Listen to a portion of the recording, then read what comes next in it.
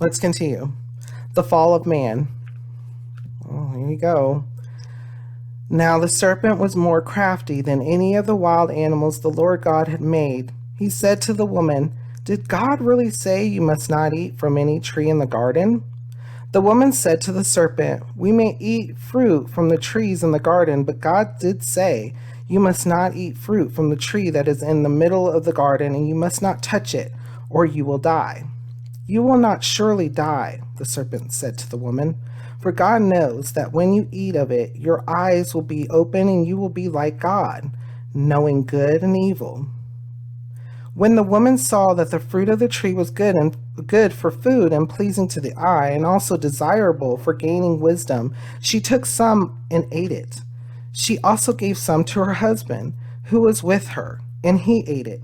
Then the eyes of both of them were open, and they realized they were naked. So they sewed fig leaves together and made coverings for themselves. Another significant chunk just right here. There's a lot to Genesis. Lot. I mean, I can read it over and over again and get different things, and there's so much to tell. There's so much to tell and try to understand. So as we're gonna know, as we're gonna find out, the serpent was the devil. Devil had been kicked out. Wonder why? Wonder why Lucifer was kicked out. We'll learn about that too.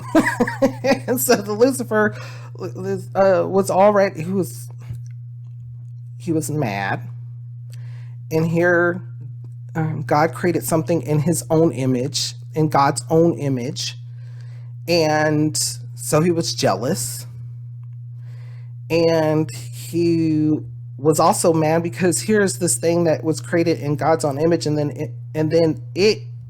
this man thing is naming things and gonna be the the caretaker of this other creation.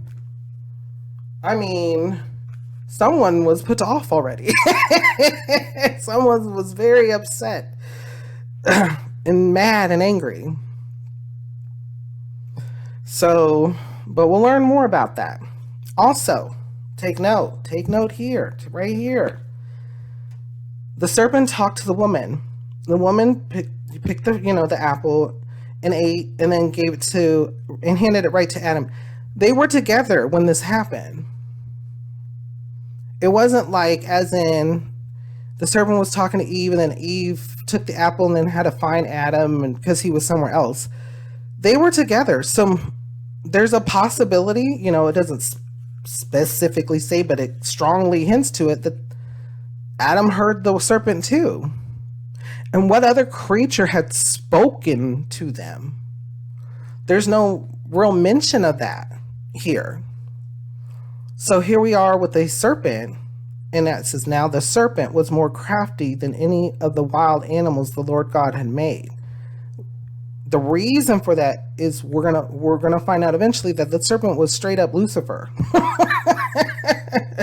So, and was already trying to create havoc in God's creation. But what the devil doesn't understand is no matter what he does, he's already defeated. And we'll learn that, and we'll grow in wisdom, and we'll understand that.